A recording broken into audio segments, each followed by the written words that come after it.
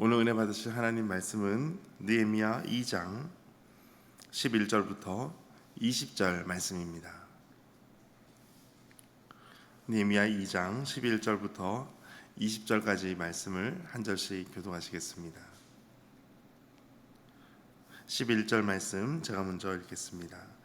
내가 예루살렘에 이르러 머문 지 사흘 만에 내 하나님께서 예루살렘을 위해 무엇을 할 것인지 내 마음에 주신 것을 내가 아무에게도 말하지 아니하고 밤에 일어나 몇몇 사람과 함께 나갈새 내가 탄 짐승 외에는 다른 짐승이 없더라. 그 밤에 골짜기 문으로 나가서 용정으로 본문에 이르는 동안에 보니 예루살렘 성벽이 다 무너졌고 성문은 불탔더라. 앞으로 나아가 샘문과 왕의 못에 이르러서는 탄 짐승이 지나갈 곳이 없는지라. 그 밤에 시내를 따라 올라가서 성벽을 살펴본 후에 돌아서 골짜기 문으로 들어와 돌아왔으나 방백들은 내가 어디 갔었으며 무엇을 했는지 알지 못하였고 또는 그 일을 유다 사람에게나 제사장들에게나 귀족들에게나 방백들에게나 그 외에 일하는 자에게 하지 아니하다가 후에 그들에게 이르기를 우리가 당한 공경은 너희도 보고 있는 바라. 예루살렘이 황폐하고 성문이 불탔으니 자 예루살렘 성을 건축하여 다시 수치를 당하지 말자 하고 또 그들에게 하나님의 선한 손이 너를 도우신 일과 왕이 내게 이른 말을 전하였더니 우리의 말이 일어나 건축하자 하고 모두 힘을 내어 이 선한 일을 하려 하며 호론 사람 산발락과 종이었던 암몬 사람 도비야와 아라비아 사람 게셈이 이 말을 듣고 우리를 업신여기고 우리를 비웃어 이르되 너희가 하는 일이 무엇이냐 너희가 왕을 배반하고자 하느냐 하기로 내가 그들에게 대답하여 이르되 하나님이 우리를 형통하게 하시리니 그의 종들인 일어나 오직 너희에게는 예루살렘에서 아무 기업도 없고 권리도 없고 기억되는 바도 없다 하였느니라. 아멘. 주님의 말씀입니다. 오늘도 선하신 주님의 손이 함께 하시는 하루 되시기를 축복합니다. 11절 말씀에 예루살렘에 이제 이르게 됩니다. 그리고 머문 지 사흘 만에 사흘 동안 예루살렘에 머물지만 느헤미야는 아무 일도 하지 않고 가만히 있습니다. 그 시간 동안 하루 이틀 사흘이 지나는 동안 느헤미야가 했던 것은 무엇이었겠는가 생각해 보면 그의 삶을 보면 그는 기도했을 것이다 라고 생각이 됩니다. 그리고 이제 12절에 그가 움직이기 시작합니다. 12절 같이 읽겠습니다. 내 하나님께서 예루살렘을 위해 무엇을 할 것인지 내 마음에 주신 것을 내가 아무에게도 말하지 아니하고 밤에 일어나 몇몇 사람과 함께 나갈새 내가 탄 짐승 외에는 다른 짐승이 없더라. 아멘. 사흘 동안 그가 생각하는 것이 있었습니다. 내 하나님께서 예루살렘을 위해서 무엇을 하실지라는 것입니다. 우리가 기도하는 중에 우리가 생각해야 될 것이 있습니다. 하나님께서 내 인생으로 하여금 또 우리가 속한 공동체로 하여금 무엇을 하실지 그것을 기대하고 기도하는 것입니다. 그리고 내 마음에 주신 것을 아무에게도 말하지 아니하고 밤에 일어나 몇몇 사람과 함께 나가게 됩니다. 하나님께서 기도하는 중에 우리의 마음에 주시는 것이 있습니다. 그것을 위해서 하나하나 이제 실천하며 이루는 모습을 오늘 보게 됩니다. 가는데 보니까 내가 탄 짐승 외에 다른 짐승이 없더라. 조용히 이 모든 것을 이루기 위해서 지금 밖으로 밤에 나가려고 합니다. 탄 짐승 외에는 아무 짐승이 없다라는 것은 어떤 짐승의 소리도 들리지 않도록 그렇게 기밀을 유지하면서 가는 것을 볼 수 있습니다. 13절에 보니까 이제 그 모든 통로 또 모든 그 길들을 보니까 골짜기 문으로 나가서 용정은 예루살렘 남동쪽 기드론 골짜기에 있는 우물을 말하고 있습니다. 그 우물을 지나서 본문에 이르는 동안에 보니 본문은 오물을 내다 버리는 문을 말하고 있습니다. 그래서 흰놈의 골짜기로 통하는 문을 바로 본문이라고 합니다. 그 동안에 보니까 예루살렘 성벽이 다 무너졌고 성문은 불탔더라. 그가 지금까지 들었던 그의 동생 하나니를 통해서 들었던 모든 소식들을 이제 확인하고 있습니다. 여기서 우리가 알 수 있는 것이 있습니다. 그가 사흘 동안 예루살렘에 도착해서 아무것도 보지 않고 아무것도 하지 않고 그는 기도했다는 것입니다. 하나님께서 무슨 일을 하실지를 먼저 바라봤다는 것입니다. 그가 지금까지 궁금해했고 또 하나님으로부터 들었던 그 소식을 도착하자마자 당장에 확인하고 싶었을 것입니다. 그런데 사흘 동안 아무것도 하지 않고 기도하는 중에 이 사흘이 지나서야 밤에 성벽이 무너졌고 성문이 불탔던 이것을 밤에 보게 됩니다. 어쩌면 자세히 보려면 낮에 보는 것이 더 옳았을 것입니다. 그런데 밤에 보는 것은 하나님의 일들을 그가 자신의 어떤 관점으로, 자신의 시각으로 보는 것이 아니라 하나님의 마음으로, 하나님께서 마음에 주신 것을 그대로 하기 위해서 그 밤에 나간 것을 알 수가 있습니다.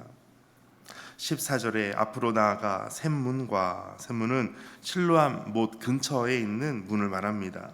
그리고 왕의 못을 이르러서는 탐 짐승이 지나갈 곳이 없는지라 그 밤에 시내를 따라 올라가서 성벽을 살펴본 후에 돌아서 골짜기 문으로 들어와 돌아왔으나 밤에 이제 모든 것을 자세히 다 보고 돌아옵니다. 그런데 16절 아무도 그가 어디 갔다 왔는지 또 다녀왔었는지 알 사람이 없었습니다. 또 누구에게도 말하지 않았습니다. 아무에게도 이 일을 알리지 않았습니다. 그리고 이제 17절 모든 사람을 불러놓고 이야기합니다. 17절 같이 읽겠습니다. 후에 그들에게 이르기를 우리가 당한 공경은 너희도 보고 있는 바라. 예루살렘이 황폐하고 성문이 불탔으니 자 예루살렘 성을 건축하여 다시 수치를 당하지 말자 하고. 아멘. 이게 후회라고 하는 것은 그가 그렇게 밤에 보고 나서 바로 이야기했다기보다 그 보고 난 이후에도 잠시의 시간을 가지고 나서 나중에라고 하는 것을 볼 수가 있습니다. 모든 것을 보고도 바로 당연히 성벽을 또 성문을 다 고치고 수리하는 것이 당연한 일이었겠지만 또 바로 그것을 하기 위해서 왔지만 그것을 바로 이야기하지 않습니다. 얼마나 하나님 앞에서 신중하게 또 정확하게 또 하나님께서 주시는 마음을 가지고 계획을 하고 철저하게 준비하는 것을 알 수가 있습니다. 방해 세력에 의해서 방해를 받지 않기 위해서 밤에 몰래 가서 모든 닭살을 조용하게 마칩니다. 그리고 이제 제안을 합니다.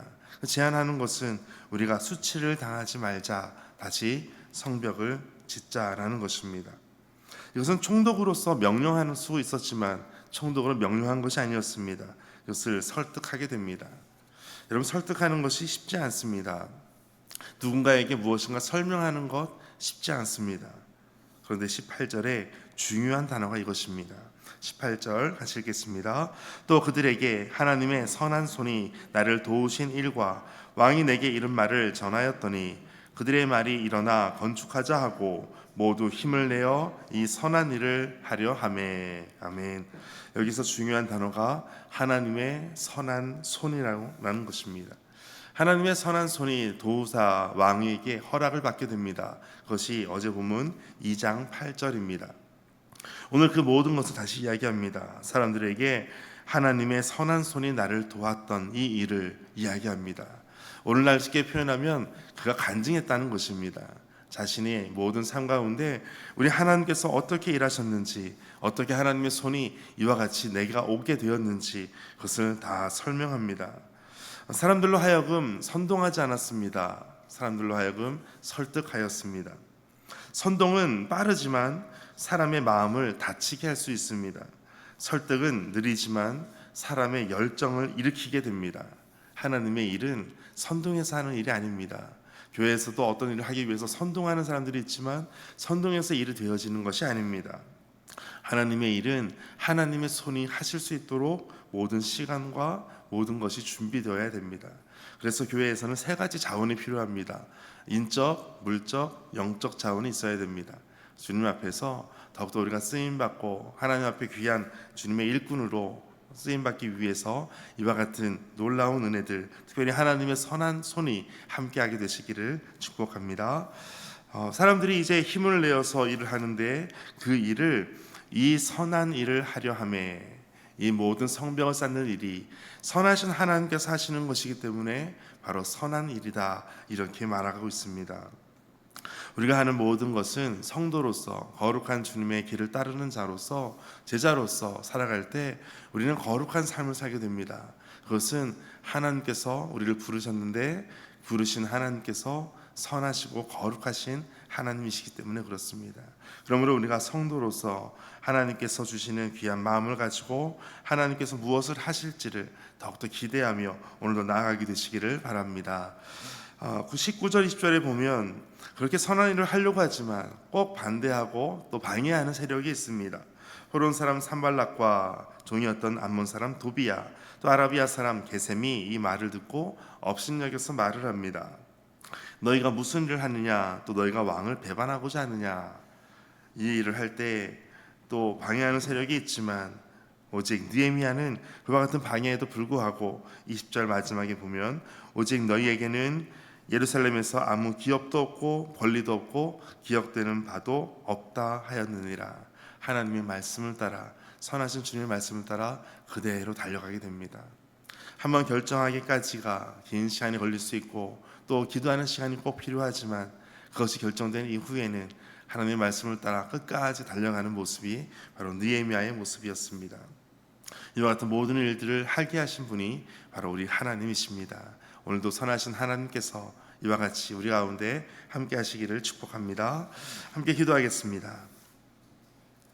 하나님, 무엇을 해야 할지 몰라서 기도할 때에 우리가 감당할 수 있도록 감당할 일들을 알게 하여 주옵소서. 하나님께서 우리의 마음에 주신 것을 대해서 나누어 할 때마다, 기다려야 할 때, 또 구분해야 될 모든 때를 하나님께서 알 수 있도록 지혜를 더하여 주옵소서. 사람들의 비방과 방해 속에서도 하나님의 뜻을 굳건하게 이루어갈 거룩한 열심과 신앙을 우리에게 계속해서 부어 주옵소서. 오늘도 함께 하시는 주의 손길이 함께 있음을 감사드리며 더 주님 앞에 기도하며 나아가는 모든 성도들 되게 하여 주옵소서. 이 모든 말씀 예수님의 이름으로 기도하옵나이다. 아멘. 계속해서 말씀 가지고 함께 기도하겠습니다. 하나님의 선하신 손길이 날마다 우리 삶 가운데 늘 함께하여 주옵소서. 주님의 보호하심과 지켜주심과 인도하심을 오늘도 받고 더 믿음으로 주님과 함께 나아가게 하여 주옵소서. 함께 기도하겠습니다. 하나님 아버지 감사합니다. 주님의